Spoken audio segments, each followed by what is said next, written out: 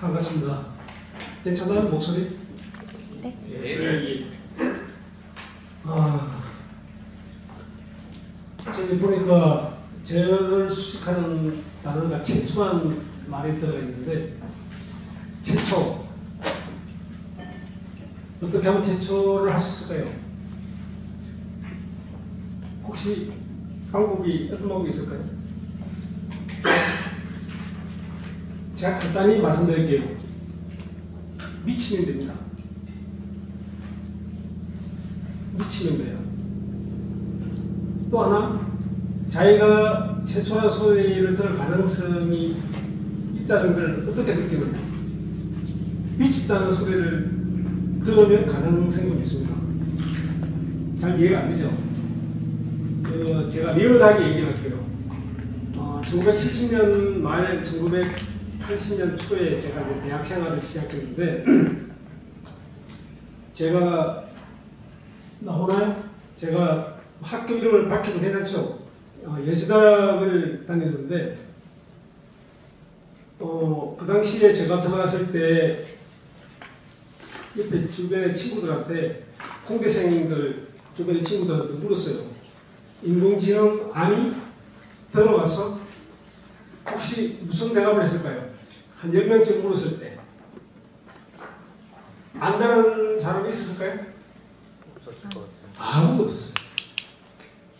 그래서 저는 안 믿겨져가지고 전자공학과에 가봤어요.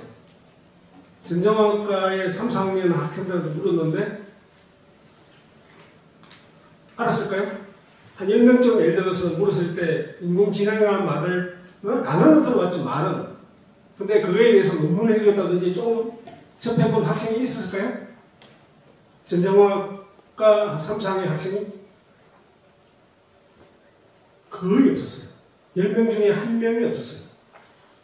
그런데 대학원생은 있었을까요? 인공지능?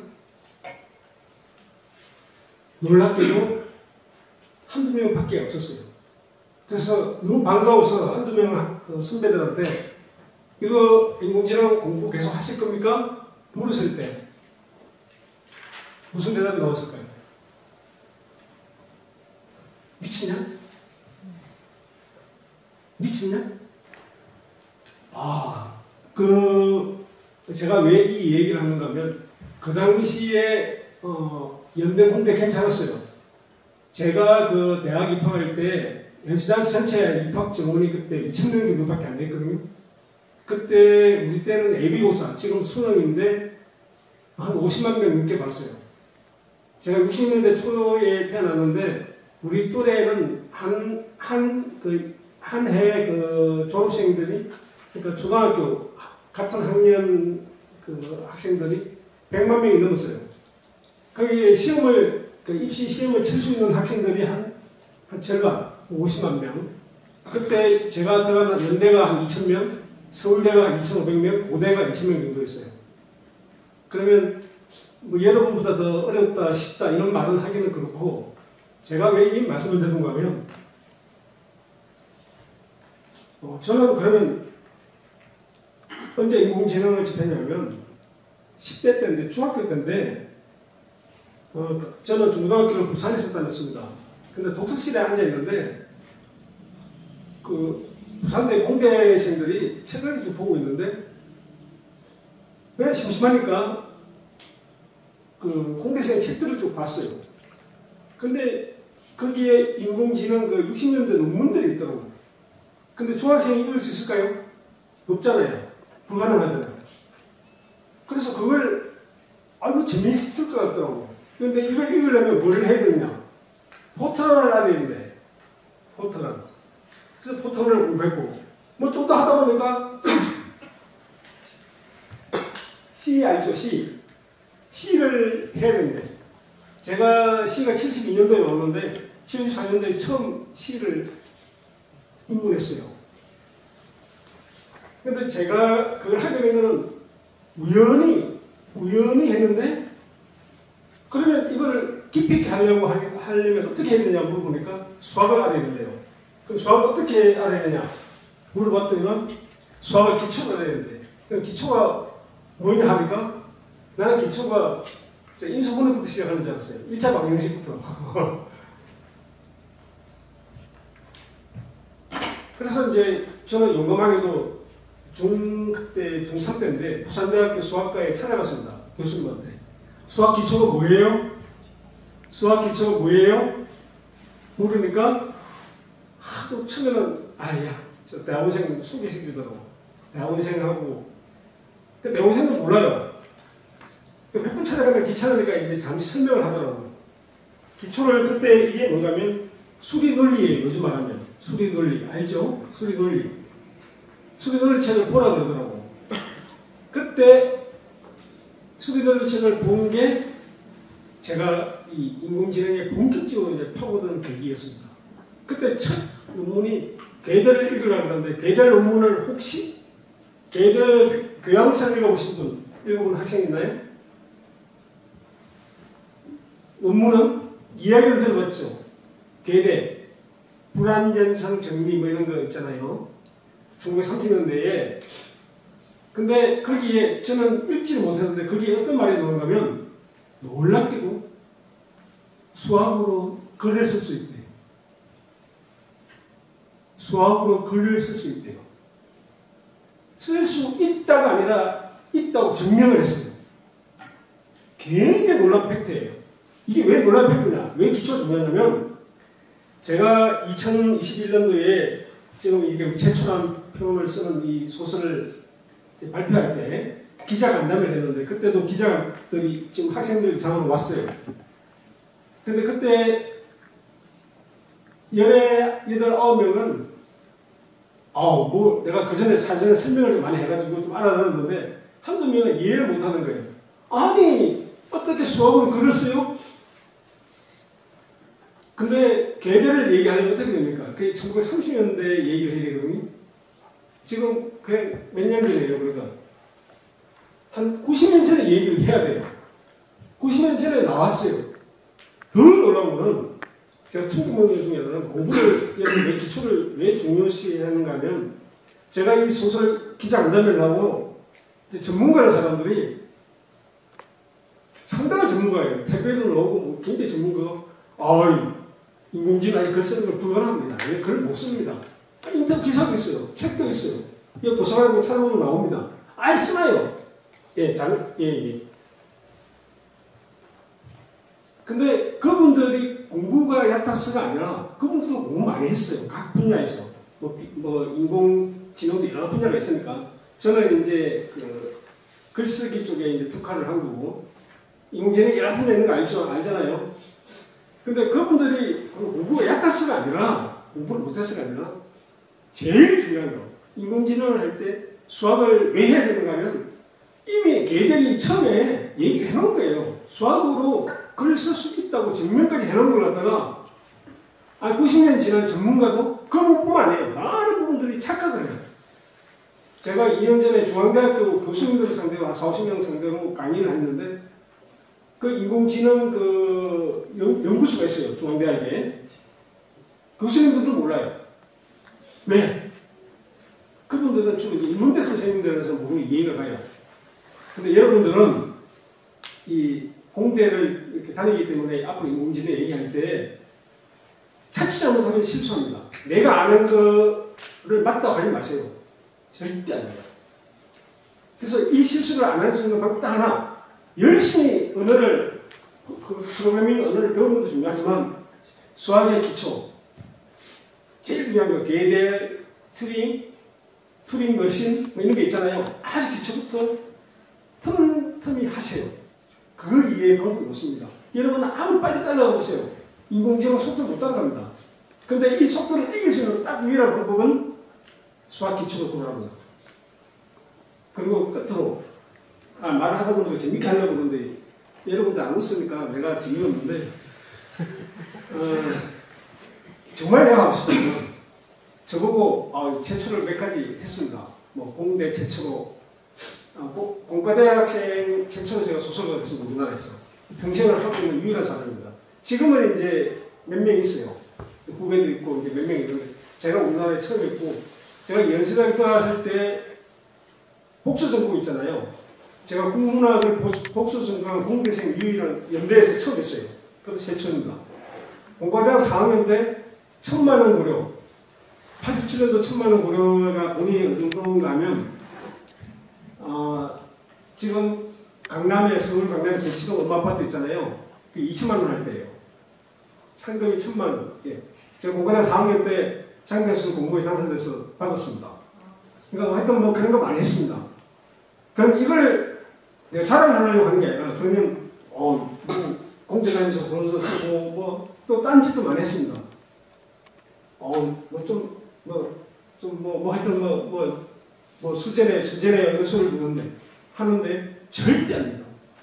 제가 오늘 말씀 여러분 드리고 싶은 건 이건데 제가 잘나서 하는 게 아니라 제가 이걸 하기 위해서는 안 하는 게 너무 많았습니다. 첫째, 저는 평생에 화투장을 한 번도 안 치고 봤습니다. 장난으로.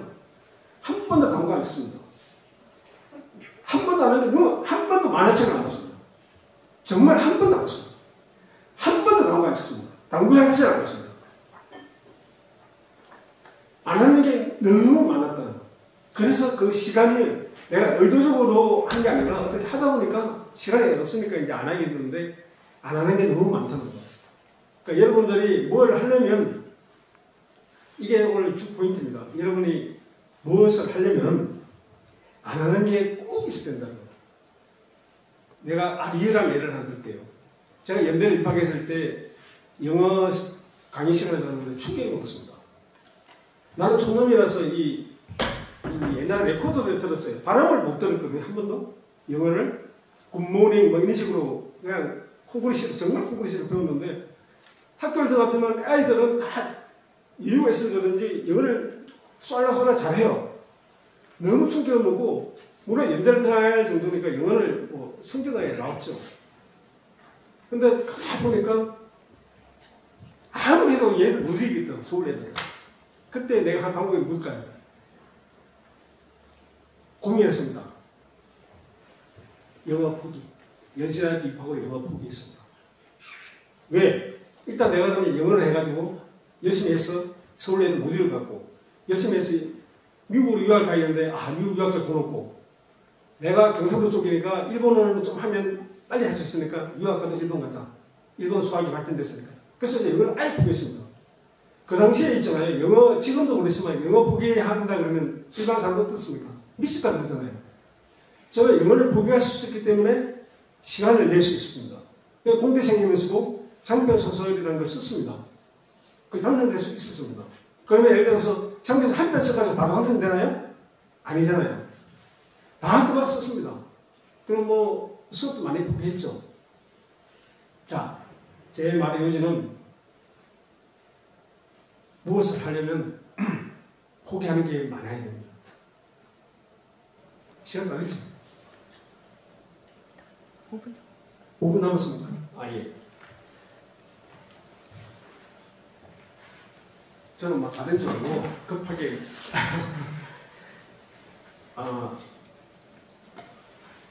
제가 그 최초를 처음 하게 기억이 대학을 입학했는데 공대를 간 이유가 제가 그 당시만 하더라도 먹고 살기 위해서요. 제가 그 지금부터의 세계라는 소설 뒤에 작가 후기에 보면 내가 촌에서 고생한 얘기를 쭉 써놨어요. 나중에 혹시 여러분 자신이 써놨으니까 그 보면 이제 대충 제 라이프 스토리를 알 텐데 제가 드리고 싶은 말씀은 너무 힘드니까 대학을 들어왔는데 먹고 살아야 되니까요. 공대 들어가는 이유가 다른 게 아니었습니다. 먹고 살아야 되니까. 그 당시에는 공대 들어가면 4대도 삼성, LG 뭐 이런 데 그냥 공대생들은 무조건 들어갔어요. 그냥 침튀겼어요. LG 그 당시에는 삼성, LG, 현대 다 똑같았습니다. 월급도 비슷하고 뭐 특별히 좋다 나쁘다도 없었습니다. 그래서 우리 침튀기고 뭐 이게 동전 던지고 그렇게 해서 들어갔거든요. 근데 공대 들어갔는데 처음에는 성적이 좋아가지고 장학금을 4년 장학금을 받기로 해서 들어갔는데 술을 마시다 보니까 F가 너무 많이 나온 거예요. 등록금을 내야 돼. 근데 내가 학교 규정지를 보니까 학점이 그 당시에 4.0이 만점인데 3.0이 넘어야 되는 거예요. 근데 1.0도 안 넘는 거야. 등록금 내라 그러는데 미치겠네. 등록금 갑자기 낼 돈도 없고. 방법이 없어 가는데 그 당시 가해 해군들 2탕 뛰어도 3탕 뛰어도 도저히 등록금이 안 되는 거예요. 그래서 누가 돈을 입히자. 그래 빨리 큰 돈을 벌 수 있는 방법이 보니까 장면에서 공부했어요. 그때 제가 80년 초에 2천만 원 고려, 1천만 원 고려고 장편에서 공부가 있었어요. 큰 돈이잖아요. 근데 우리 연대 등록금이 30만 원쯤 한 학기 등록 30만 원 할 텐데 1천만 원, 2천만 원이 있는 거예요. 그래서 살기 시작했어요. 그래서 이걸 하려면 어디 가야 되느냐? 그 국문과에 여기 뭐 배우는 게 있는가 싶어서 가봤더니 가르쳐주는 거 없더라고요. 그럼 어디 가야 되나? 연세문학회에서 스컬을 들어갔어요. 거기 들어가니까 공대생 올 때 아닌데 이러는 거예요. 노골적으로. 근데 왜 안 되는데 하니까 안 되는 건 아니고 여기 공대생이 적응하기 힘드니까 아예 안 하는 게 좋다. 괜히 상처받을 수 있으니까. 화가 엄청 나는 거예요. 그래서 거기서 싸우면서 지금까지도 문학회 활동을 해요. 그때 연천문학회에서 그 동아리 역사상 처음으로 제가 공대생이 들어갔고 그 하다 보니까 소설 장편에서 돈을 벌려고 하다 보니까 국문과에 강의를 듣게 되고 국문과 듣다 보니까 국문과 교수가 그러더라고요. 연대 역사상 공대 학부생이 국문학을 부전공한 당시는 내가 처음이다. 교수들이 그러더라고요. 그래서 내가 본의 아니게 뭘 노리기 위해서 하는 게 아니라 어떻게 내가 주어진 조건에서 열심히 하긴 했는데 열심히 한 이유가 사실 돈 아주 뭐 그런 거죠. 아주 리얼한 거죠.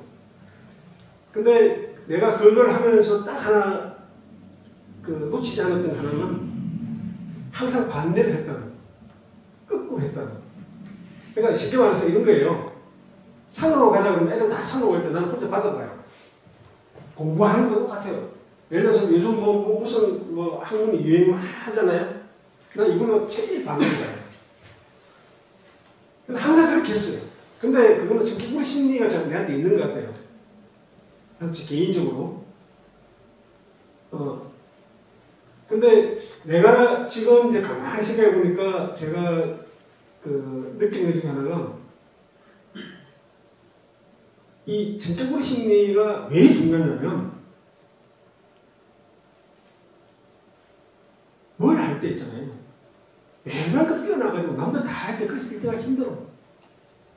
올리가는 데 있잖아요. 다 뛰어가고 있어. 천개 수천 명이. 거기 1등하기 쓰러져서 넘어져서 다치기 싣고 있잖아요. 여러분들 꼭 참고하세요. 남들 쭉 다 하잖아요. 완전히 반대로 가보세요. 그거 아무도 없어요. 그냥 그렇게 하면 돼. 1등. 제 뒷부분입니다. 남 안 하는 걸 하세요. 수학은 치도 똑같습니다. 내가 수학을 좀 좋다 그러니까 수학을 기초 수학을 수학자가 열심히 하라는 게 아니에요. 그 수학을 즐기세요. 여러분 그 공대 그 보통 1학년 되면 이번집도 뭐 공학 수학을 배우잖아요. 어떤 특정 분야, 예를 들어서 서명대 쓰면 해석하고 특정 분야를 자기가 그냥 좋으면 그냥 그걸 팩트를 가지고 오세요. 놀다 보면 어느 순간 있잖아요. 계속 가지고 놀다 보면 어느 순간에 그냥 이득이 아니에요. 엄청난 진리가 발견돼요. 이거는 여러분들이 어떤 전공을 하고 있다고 똑같습니다. 이거는 수학자도 똑같아요. 수학자도 다 수학을 모든 분야를 다 잘할 수 없잖아요. 딱 한 분야 전공을 하잖아요. 이 선생님도 똑같아요. 자기 수학이 문제가 풀리면 어떻게 하는지 아세요? 자기 어려운 문제 푸는 게 아니라 완전히 다른 수학을 책을 펴내다 봐요. 거기에 답이 있어요. 수학자들도 그렇게 해요. 자, 여러분들이 무슨 전공을 하더라도 수학을 수학자같이 열심히 잘하는 게 아니라 수학을 항상 같이 끼고 즐기다 보면 자연스럽게 나중에 크게 들어올 겁니다. 이거는 그 중용이란 옛날에 그 우리나라 그 동양 고전이 있는데 중용에도 그런 말이 있습니다. 어떤 물건을 오래 가지고 놀다 보면 저절로 생기는 이득이 있다. 자, 이상으로 마치겠습니다.